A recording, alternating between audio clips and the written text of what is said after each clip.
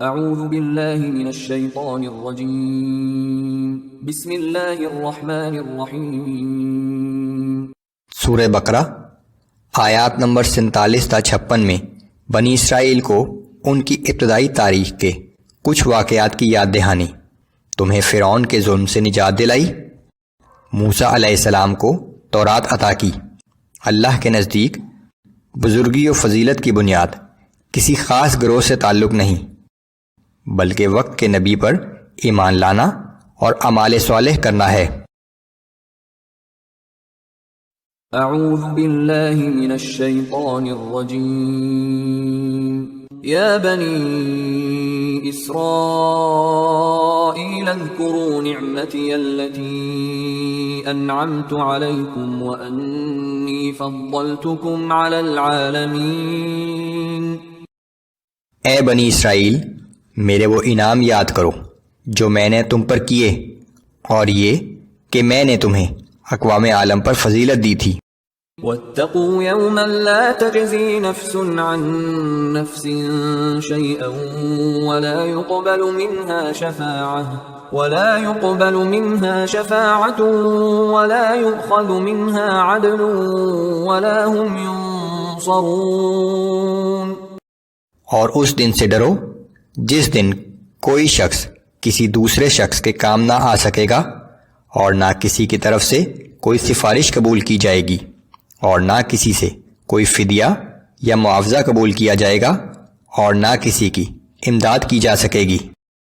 وَإِذْ نَجَّيْنَاكُمْ مِنْ آلِ فِرْعَوْنَ يَسُومُونَكُمْ سُوءَ الْعَذَابِ يُذَبِّحُونَ أَبْنَاءَكُمْ وَيَسْتَحْيُونَ نِسَاءَكُمْ وَفِي ذَلِكُمْ بَلَاءٌ مِّن رَّبِّكُمْ عَظِيمٌ۔ اور وہ وقت یاد کرو جب ہم نے تمہیں قوم فرعون سے نجات عطا کی، جو تمہیں بہت سخت عذاب دیتے تھے۔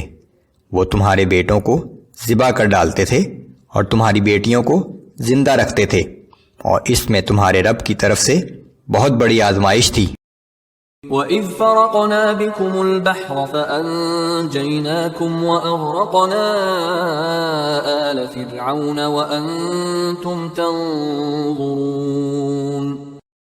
اور وہ وقت یاد کرو جب ہم نے تمہیں بچانے کے لیے سمندر کو پھاڑ دیا، پھر ہم نے تمہیں بچا لیا اور قوم فرعون کو غرق کر دیا، اور تم یہ سب کچھ خود دیکھ رہے تھے۔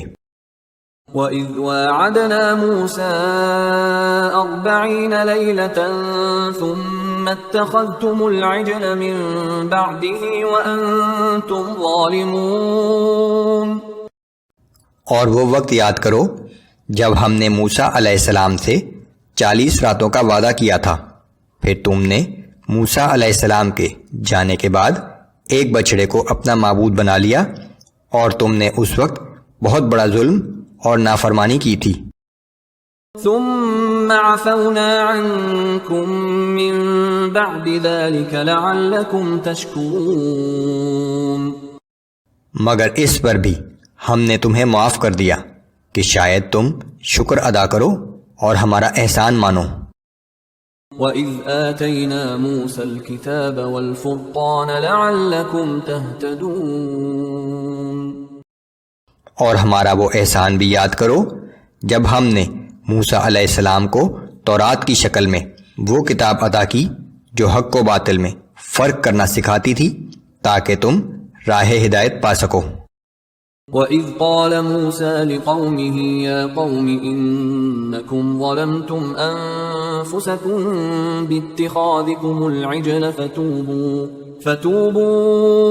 إِلَى بَارِئِكُمْ فَاقْتُلُوا أَنفُسَكُمْ۔ اور جب موسیٰ علیہ السلام نے اپنی قوم سے کہا کہ اے میری قوم، بے شک تم نے بچڑے کو معبود بنا کر اپنی جانوں پر بڑا ظلم کیا ہے، تو اب اپنے خالق کے حضور توبہ کرو، اور تم میں سے جو مجرم ہیں انہیں قتل کر ڈالو۔ ذَلِكُمْ